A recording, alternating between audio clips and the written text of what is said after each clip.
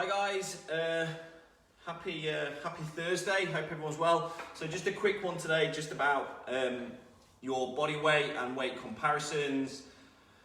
I'm not sick of going on about this. I think it's coaches like myself need to keep obviously reinforcing to people the fact that it's not all about weight and your body weight, and also it's very, very important that we do coach and educate people on how weight is not everything, and how just going off your body weight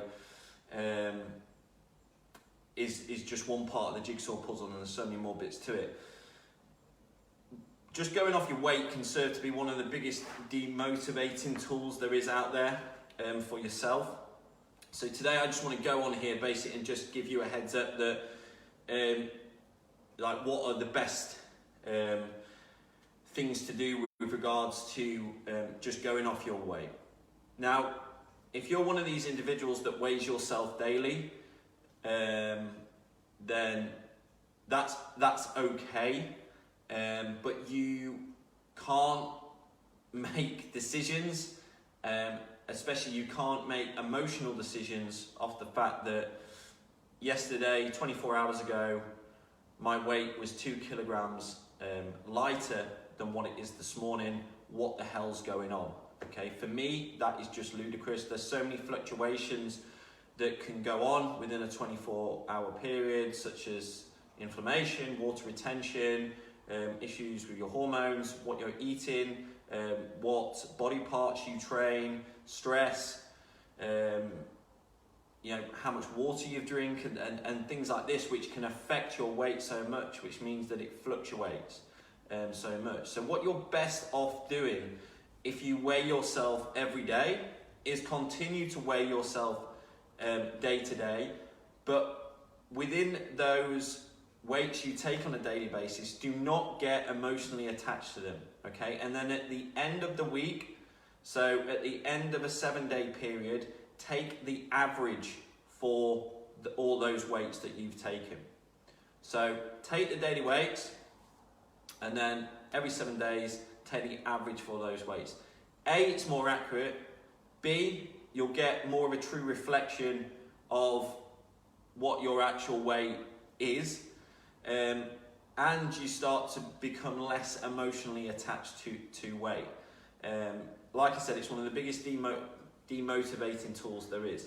With women, because obviously you've got the menstrual cycle to deal with, you're best off comparing your weight where it was at the same time of the cycle last time. So it's normally, a cycle is normally 28 days. So however long your cycle is on average, that's where you're best comparing your weight as a female. So if it's every 28 days, then that's fine. But because obviously from a day-to-day basis and a week-to-week basis, with females things change so much, therefore your weight's going to change so much, how you feel is going to change so much, that it's naturally going to be different. Okay, so what you're best off doing is comparing your weight with where you were at the same time of your cycle, which is normally 28 days away from each other, but obviously that can vary depending on the individual.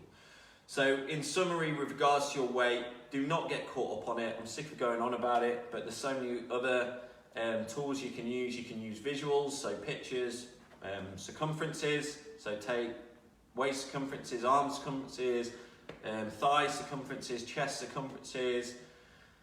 You can take body fat measurements as well.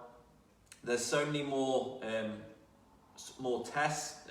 So the idea would be to get a whole battery of tests, and weight is just a part of that, okay? And then you bring all the pieces of the jigsaw puzzle together, and then you formulate a decision from that.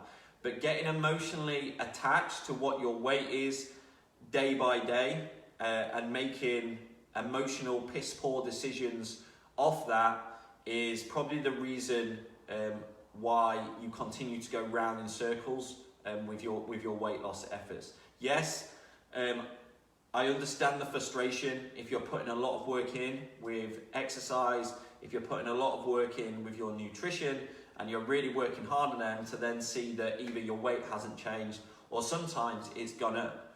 But the fact is, there is a reason behind that, okay? And you're only going to find the reason behind that through gathering data over a long period of time and gathering other forms of data like body fat, like circumferences, and things like that. But with regards to your weight, if you're a daily weight taker, take your daily weight still. Don't get emotionally attached with it, but take the average over the week of what you're weighed with. It's more accurate and you get less emotionally attached to it.